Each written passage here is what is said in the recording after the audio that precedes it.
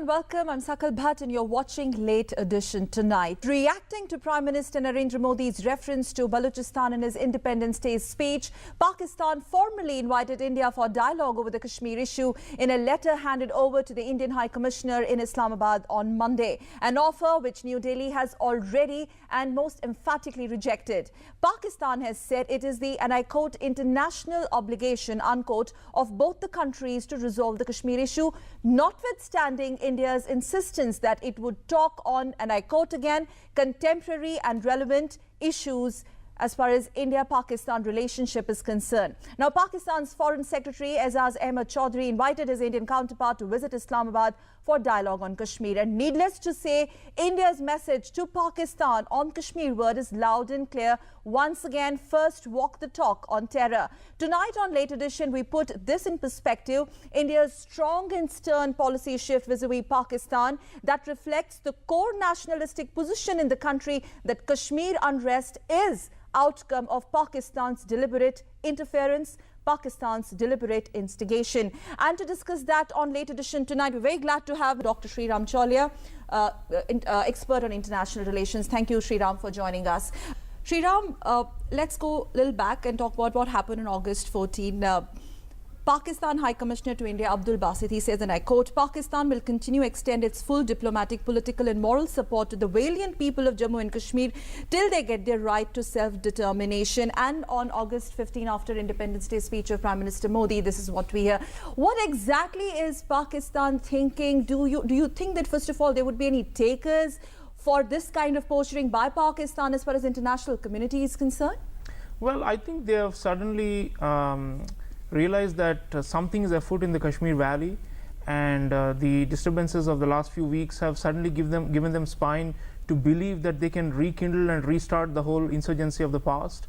And they are behaving as if, you know, we are on the cusp of another major uprising in Kashmir Valley, and they want to take advantage of it. So I think the whole narrative in Pakistan is that, you know, the people are rising up and we have to again go to support our brethren. Unfortunately, the ground realities are quite different in Kashmir Valley, and the Pakistanis often imagine that people are waiting with welcoming arms for them to as liberators in Kashmir Valley. The reality is, you know, in the Kashmir Valley, there may be issues and problems, but nonetheless, people are pretty disenchanted with Pakistan by the way, and they don't realize it. So what they think is they are living in an illusory, they've built up castles that, you know, they are somehow going to bring self-determination, quote unquote, for the Kashmiri people.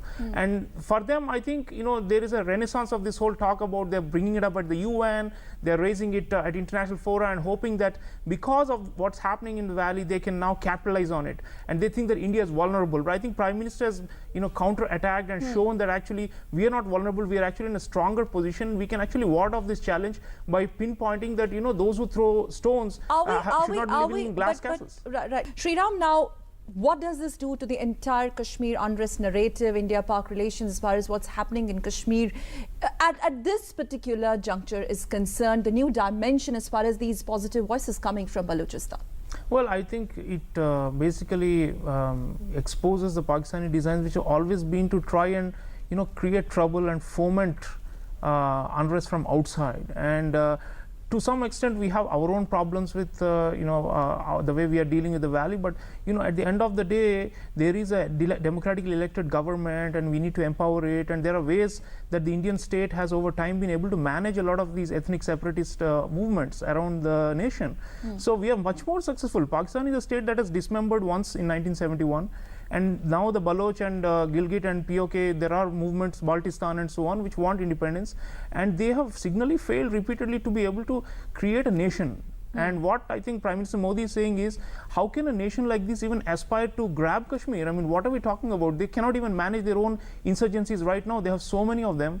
And on top of it, now they are laying claim. So I think it's important that we give them back in their own coin. And this is happening. It's also necessary. Earlier leaders, we were constrained by this being politically correct. You know, I think Prime Minister is much bolder and fearless in his diplomacy. And that's what we are seeing. Sriram, would you like to add something more to it? Considering the voices that we get from Kashmir Valley, the Chief Minister, she's time and again talked about former Prime Minister Vajpayee's healing touch to the people of Kashmir, etc. And now the stern stand that our government has taken against occupied parts of these disturbed areas.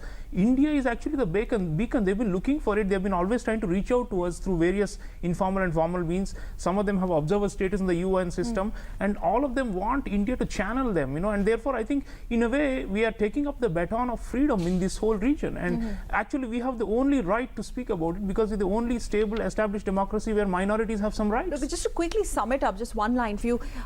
Again, the foreign policy now and the relationship with Pakistan now.